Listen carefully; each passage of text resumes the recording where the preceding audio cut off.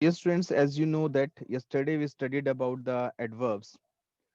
So firstly, we studied about what are the adverbs, and in this we understood that which word describe the quality of any verb, adjective of or any another adverb, that is called adverb.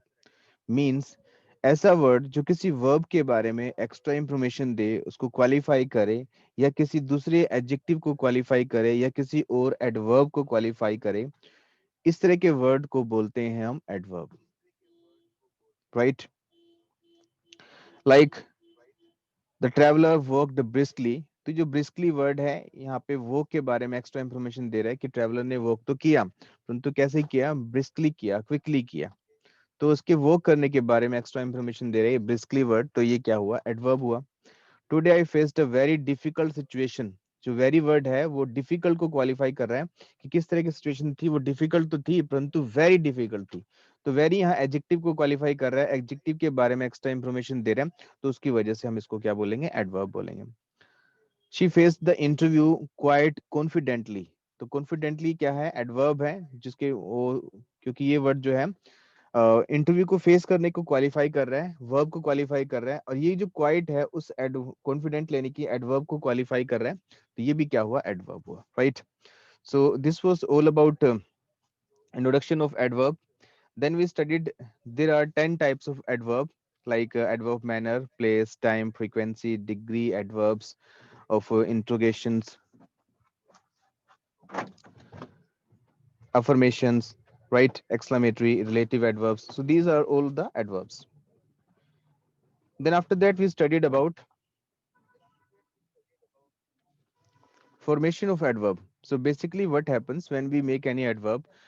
From adjective to adverb we make. So basically what we do, that we put the ly letters after the after any adjective. So by this we can make any adverb, right? But sometimes it happens we get the totally opposite meaning of adjective if we add ly letters in the end of the adjective, right?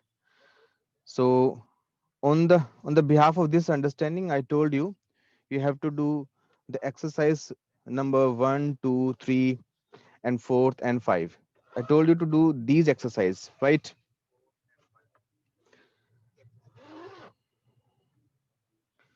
Then we started to study about position of adverbs. Means adverb की positioning क्या होती है, कि adverb को हमने कहाँ लिखना होता है. Then I told you a word that is called acronym. मैंने आपको एक word बताया था जिसको हम acronym बोलते हैं. acronym एक ऐसा word होता है जिसके letter से कोई एक नया meaning बनता है, right? Like I told you empty word. So by the empty you can understand that E, you need to skip that. M for manner, P for place, and T for time. Means, so in this you can memorize this word, this sequence of using the adverbs in the sentence. पहले manner आएगा, फिर place, फिर time, right? So these all the things we studied, and we studied by the fifth exercise. Let me come on the fifth exercise. Okay, yes. By here we studied, right? Now we need to study from F point correct use of adverbs. Means adverb का सही use क्या है, right? Here the word is fairly and rather. Fairly and rather are two adverbs. So but there is a difference, there is a huge difference of use of these adverbs. First is that both fairly and rather means moderately. दोनों का मतलब क्या होता है? moderately होता है, यानी कि काफी होता है, बहुत ज्यादा होता है. Fairly is used with favorable adjectives and adverbs, clever, wise, intelligent, etc. Rather is used with the unfavorable ones like foolish, ugly, etc. तो हमें यहाँ पे ये समझना है फेयरली और रैदर एक दूसरे के सिनोनिम्स हैं मीनिंग के आधार पे, परंतु इनके यूजेस अलग अलग होते हैं. इनको हम एडजेक्टिव के साथ यूज करते हैं जब वो एडजेक्टिव कोई फेवरेबल हो, यानी कि कोई बेनिफिट देने वाला हो, कोई अच्छी बात हो, तो हमें यूज करना होता है फेयरली. रेदर हमने तब यूज करना होता है जब हमें कोई नेगेटिव मीनिंग कन्वे करना हो. जैसे कि नेगेटिव मीन्स लाइक ऐसे कोई एडजेक्टिव जो अनफेवरेबल हो, जिसका हमें बेनिफिट ना हो, जो कोई नेगेटिव बात हो. जैसे the child is fairly clever for his age. So Fairlie क्या है यहाँ पे, एडजेक्टिव सॉरी एडवर्ब है, क्योंकि वो एडजेक्टिव क्लेवर को क्वालिफाई कर रहा है, तो जो क्लेवर है वो फेवरेबल एडजेक्टिव है, तो इसके लिए हमने यहाँ फेयरली यूज किया, रेदर नहीं यूज करना हमने। She did fairly well in the interview. This shirt is rather expensive. अब एक्सपेंसिव क्या है, अनफेवरेबल वर्ड है, यानी कि ना बेनिफिट देने वाला वर्ड है, तो इसके साथ हमने रेदर यूज किया। He is fairly rich but his uncle is rather poor. तो यहाँ पे हमने रिच के साथ फेयरली वर्ड यूज किया कि उसके अंकल काफी अमीर है, परंतु जो सॉरी वह बहुत अमीर है परंतु उसके अंकल जो है वो काफी गरीब है।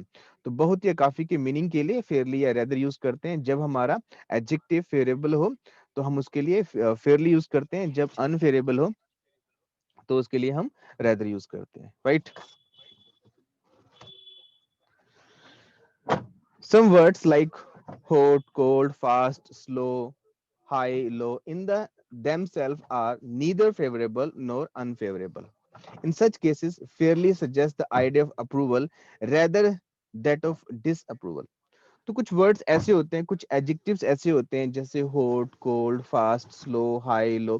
तो ये जो एडजेक्टिव्स होते हैं वो इस तरह के एडजेक्टिव्स होते हैं जिनको हम ना ये कह सकते कि वो फेवरेबल है, ना ये कह सकते कि वो अनफेवरेबल है, right.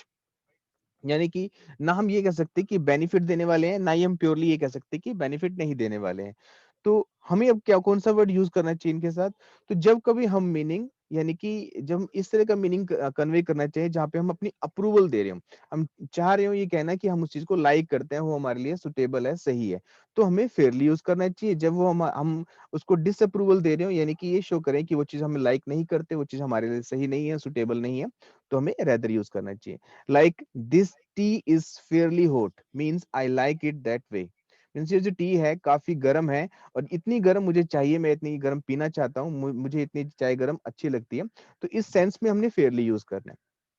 Next, the T is rather hot, I don't want it that hot. जितनी ये हॉट है ये मेरे लिए काफी हॉट है, यानी कि इतनी हॉट मुझे पसंद नहीं है, तो यहाँ पे हमने रेदर यूज किया है, तो यानी कि यहाँ पे हम डिस अप्रूवल दे रहे हैं, रेदर के साथ फेयरली के साथ हम अप्रूवल देते हैं कि कहते हैं कि वो चीज सही है, right. So, on the behalf of this understanding, dear student, you have to fill the exercise number 6. Like, I find this child intelligent. So, what is like, what will you fill here, fairly or rather? So, it's totally up to you. Means, how do you understand? You, according to your understanding, you have to fill these exercise. And soon I'll send the answer, then you can match the answer, right? Now, let's talk about the very and much. We use very with the adjectives or adverbs in the positive degree, with much with the comparative degree. तो जब हम adjectives को use करते हैं उनके साथ हम very या मच को यूज कर सकते हैं, परंतु कंडीशन ये है कि जो वेरी होता है वो पॉजिटिव डिग्री के साथ यूज होता है और जो मच होता है वो कंपैरेटिव डिग्री के साथ यूज होता है। जैसे कि she is a very intelligent girl, तो जो गर्ल है वो इंटेलिजेंट तो है but she is very intelligent girl. So जो इंटेलिजेंट वर्ड है यहाँ पे वो क्या है, पॉजिटिव डिग्री है एडजेक्टिव की, उसकी वजह से हमने यहाँ पे वेरी यूज किया। Next, she rain very fast, again that's a positive degree, fast is positive degree. Today she is looking much weaker than usual. So you can see here weaker is the comparative degree. So with the comparative degree, so we need to use much, right? तो very और much को भी अधिकता की sense के लिए show करने के लिए कोई चीज काफी है, ज्यादा है, उस सेंस के लिए हम इनको यूज कर सकते हैं, परंतु जब पॉजिटिव डिग्री हो तो हमने वेरी यूज करना चाहिए, जब कंपैरेटिव डिग्री हो तो मच यूज करना चाहिए, right. B point, very is used with the present participle, much with the past participle. Second point हमारा ये है कि जो वेरी यूज करते हैं प्रेजेंट पार्टिसिपल के साथ यूज करते हैं और जो मच यूज करते हैं वो पास्ट पार्टिसिपल के साथ यूज करते हैं। प्रेजेंट पार्टिसिपल का मतलब होता है कि वर्ब की आईएनजी वाली फॉर्म के साथ, जब वर्ब की आईएनजी वाली फॉर्म एडजेक्टिव्स की तरह काम करें तो उनके साथ हमने वेरी यूज करना चाहिए, और जब वर्ब की थर्ड फॉर्म, राइट, एडजेक्टिव की तरह काम करें तो उसके साथ हमें मच यूज करना चाहिए। जैसे शी इज वेरी चार्मिंग, तो ये क्या है, चार्मिंग क्या है, एडजेक्टिव है, यहाँ पे आईएनजी वाली फॉर्म ने यूज की है, इसको हम बोलते हैं present participle. Her dance was much praised, अभी प्रेज्ड क्या है, थर्ड फॉर्म है, जिसको हम पास्ट पार्टिसिपल बोलते हैं, तो इसके साथ हमने अधिकता की सेंस को शो करने के लिए तो हमने मच वर्ड यूज करना है। The young boy was very dairying, So it's a present participle. So we have used here very. The girl was much loved by her parents. Again, that's the third form, and so here we need to use much, right? Next, however, now it's quite common to use very with the flowing past participle forms. तो ये जो past participle form है, यानी कि अभी हमने पढ़ा कि पास्ट पार्टिसिपल फॉर्म के साथ हम क्या यूज करते हैं, मच यूज करते हैं। फिर भी यहाँ पे बताया गया कुछ कॉमन एक्सप्रेशंस ऐसे हैं जिनके साथ हम वेरी यूज करते हैं, कुछ सॉरी पास्ट पार्टिसिपल वर्ब्स ऐसी हैं जिनके साथ हम वेरी यूज कर सकते हैं। कौन कौन से हैं? जैसे tired, satisfied, pleased, surprised, delighted, grieved, pained, annoyed, disappointed, worried, bored and shocked. So ये कुछ पास्ट पार्टिसिपल फॉर्म है, यानी कि वर्ब की थर्ड फॉर्म है, इनके साथ भी हम वेरी यूज कर सकते हैं। जैसे I was tired, I am very tired, I am very satisfied to see your work, right? So with these adjectives, with these past participle, we can use the very word, right? Next, C point, we do not use very with the words like afraid, obliged, alike. We use much with them. तो कुछ words ऐसे हैं जैसे afraid, obliged या alike, इनके साथ हमें very नहीं यूज करना चाहिए, इनके साथ हमें much यूज करना चाहिए। जैसे I was much obliged to you for your help. The two were much alike, right? Now let's understand about the two.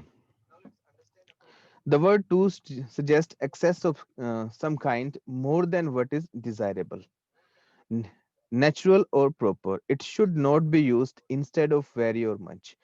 वैसे तो जो टू वर्ड होता है मच और वेरी का सिनोनिम होता है, परंतु इनको हमें मच और वेरी के स्थान पे नहीं यूज करना चाहिए। तो इनको कहाँ यूज करना चाहिए? टू जो हमारा एडवर्ब है उसको कहाँ यूज करना चाहिए? जब कोई चीज एक्सेसिव हो।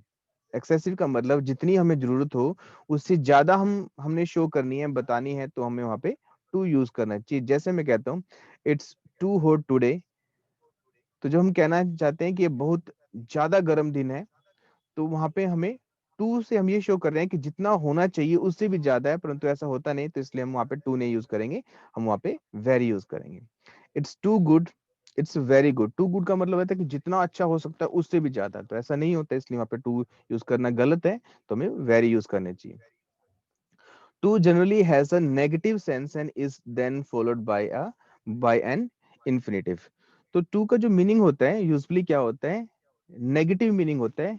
तो उसके लिए हमें उसके बाद यूजुअली ऐसा होता है कि हमें टू के साथ वर्ब की फर्स्ट फॉर्म यूज करनी होती है, जिसे हम इन्फिनेटिव बोलते हैं। जैसे आई एम टू टायर्ड, यानी कि मैं टायर्ड तो हूँ, परंतु इतना टायर्ड हूँ जितना मैं कभी नहीं होता, जितना लोग अक्सर नहीं होते, यानी कि एक्सेसिव टायर्ड हूँ, राइट? तो I am too tired to walk further, मैं इतना थका हुआ हूं कि आगे नहीं चल सकता हूँ। तो जब हमें कोई चीज एक्सेसिव दिखानी हो, जरूरत से ज्यादा दिखानी हो, तो वहां पे हम टू यूज करते हैं। तो टू के साथ बेसिकली क्या होता है? इन्फिनेटिव वर्ब आती है। इन्फिनेटिव वर्ब का मतलब होता है कि टू के साथ वर्ब की रूट फॉर्म आती है। I am so tired that I can't walk further. Next, however it is correct to say she talks too much, परंतु फिर भी टू को मच के साथ यूज कर सकते हैं। जैसे मैं कहता हूँ शी टॉक्स टू मच, यानी कि वो बहुत ज्यादा बोलती है। This sentence means she talks more than she should. तो ये इसका मतलब है कि वो इतना बात करती है जितना उसको बात करनी चाहिए, उससे ज्यादा बात करती है। तो जब हम एक्सेसिव दिखाना हो तो हम टू को वहां पे यूज कर सकते हैं। Similarly it is correct to say he talks sorry he takes things too seriously. This sentence means he takes things more seriously than he should. तो इसका मतलब है कि वो चीजों को उतना सीरियसली लेता है जितना, उसे ज्यादा लेता है जितना उसको लेना चाहिए। तो एक्सेसिव को दिखाने के लिए हम टू को जनरली यूज करते हैं। Next, enough. Enough means sufficient. Enough का मतलब होता है काफी, sufficient. It is always used in positive sense. It is placed after an adjective और an adverb but before a noun. तो जो इनफ वर्ड है वो एडजेक्टिव के बाद यूज होता है या एडवर्ब के बाद यूज होता है। काफी को दिखाने के लिए, सफिशिएंट को दिखाने के लिए यूज करते हैं, परंतु नाउन से पहले यूज होता है। जैसे शी इज ओल्ड इनफ, तो ये इनफ है, ये ओल्ड को क्वालिफाई कर रहा है। ओल्ड क्या है? एडजेक्टिव है, तो इसके बाद यूज करना है हमने। To go alone, she ran fast enough to overtake me. तो इनफ फिर वो फास्ट को क्वालिफाई कर रहा है, तो फास्ट एडजेक्टिव है, तो उसके बाद आया। This is enough food. अब देखो यहाँ पे फूड क्या है? वो नाउन है, तो नाउन को जब क्वालिफाई करेगा इनफ वर्ड तो उससे पहले आएगा। राइट। तो इनफ के बारे में आपने समझना है कि इनफ का मीनिंग होता है सफिशिएंट। सफिशिएंट मतलब काफी, पर्याप्त। तो इनफ जब एडजेक्टिव को फॉलो करेगा तो उसके बाद आएगा, किसी एडवर्ब को फॉलो करेगा तो उसके बाद आएगा, परंतु जब किसी नाउन को फॉलो करेगा तो वो उससे पहले आएगा, राइट।